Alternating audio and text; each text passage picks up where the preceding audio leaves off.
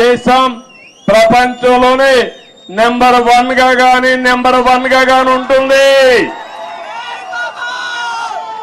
వికసిత్ భారత్ నరేంద్ర మోడీ గారు మాట్లాడుతున్నారు.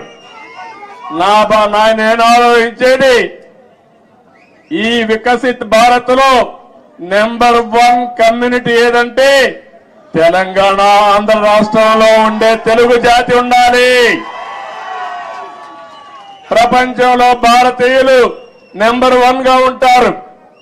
అందులో 30-35% తెలుగు వాడు ఉండాలని నేను ఆలోచిస్తున్నా.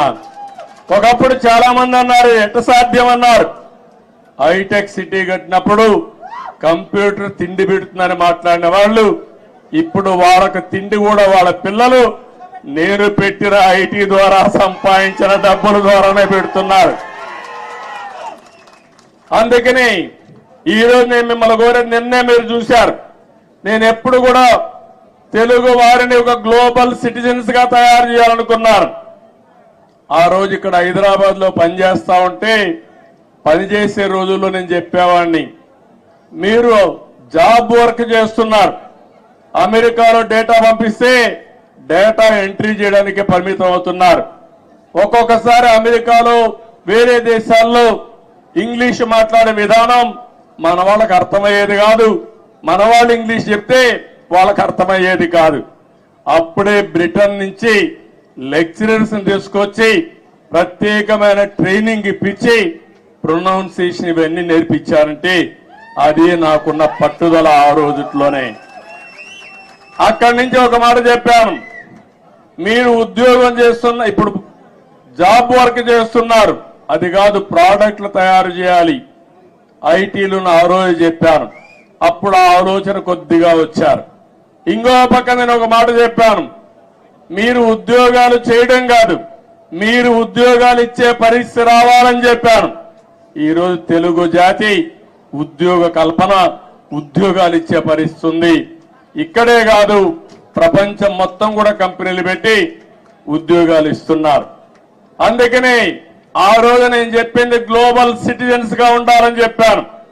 ఈ రోజు చెప్తున్నాను తెలుగు జాతి గ్లోబల్ లీడర్స్ గా ఉండాలి. అన్ని రంగాల్లో మీరు నెంబర్ 1 గా ఉండాలి. కార్పొరేట్ గవర్నెన్స్ లో అదే మరిగా పబ్లిక్ గవర్నెన్స్ లో కూడా నెంబర్ 1 గా ఉండాలి. నిన్న మీరు చూశారు మొన్నటి వరకు బ్రిటన్ పరిపాలించినటువంటి వ్యక్తి మన దేశీయుడే సునాయక్ ఉన్నాడు. ఆయన ఇప్పుడు ఆయన ఓడిపోయాడు ఆ పార్టీలో. కానీ 25 మంది పార్లమెంట్ మెంబర్లు భారతీయ సంతతి అంటే ఇండియన్స్ అయ్యారంటే అది ఇండియన్స్ యొక్క శక్తి సామర్థ్యం అని మీ అందరికీ విజ్ఞప్తి చేస్తున్నా. ఇలాంటివన్నీ జరుగుతుంటే నా ఆలోచన ఒకటే, మనమందరికీ తెలివితేటలున్నాయి. ప్రపంచంలో అందరికంటే కూడా ఆమోదయోగ్యమైన వ్యక్తులు భారతీయులు. అందులో అగ్రస్థానంలో ఉండే వ్యక్తులు తెలుగు జాతి. ఇది మనం అందరం కూడా అందుకే నేను చెప్తున్నా సేవ. ఒకప్పుడు 75 సంవత్సరాలకు ముందు బ్రిటిష్ వాళ్ళు వచ్చి మనల వారి పరిపాలించారు. వాణిజ్య కార్యక్రమాలకు వచ్చారు, వ్యాపార నిమిత్తం వచ్చారు, తర్వాత పాలకులుగా మారారు. మనకు అలాంటి ఆలోచనలు లేవు. కానీ ప్రపంచానికి సేవ చేసే అవకాశం భారతీయులకు ఉంది. సర్వీస్ ద్వారా, కంపెనీల్లో పనిచేసే ద్వారా, లేకపోతే రాజకీయాల్లో కూడా ప్రజలకు సేవ చేసే అవకాశం మన వాళ్ళకు ఉంది. దానికి కారణం ఎక్కువ యంగ్స్టర్స్ ఉన్నారు, టెక్నాలజీ బాగా నేర్చుకున్నారు, మంచి నాయకత్వాన్ని ఇస్తున్నారు. ఇవన్నీ కూడా ప్రోత్సహించి 2047కి ప్రపంచంలో 30% అగ్రస్థానంలో తెలుగు జాతి ఉండాలి. దానికోసం నేను పనిచేస్తా. నాకు తెలంగాణ అని ఆంధ్రాని కాదు, తెలుగు వారి అభివృద్ధి కోసం నిరంతరం పనిచేస్తారని మరొక్కసారి మీ అందరికీ తెలియజేస్తున్నా. నాకు ఈ జాతి అన్ని ఇచ్చింది.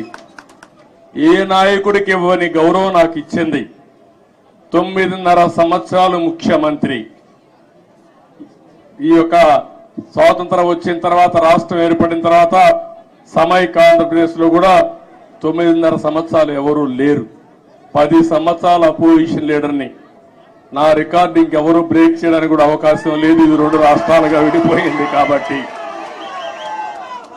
అలాంటప్పుడు ఒకటే నేను ఆలోచిస్తున్నా, మళ్ళీ నాకు పునర్జన్మ అంటూ ఉంటే తెలుగు గడ్డపైనే పుట్టాలని భగవంతుని మనస్ఫూర్తిగా కోరుకుంటున్నా. అందుకని నిన్ననే మనం ప్రారంభించాం. ఆ ప్రారంభం రాబోయే రోజుల్లో అధికార కమిటీలు వేసుకున్నాం. అదే మరి 2 రాష్ట్రాల సమస్యల్ని సామరస్యంగా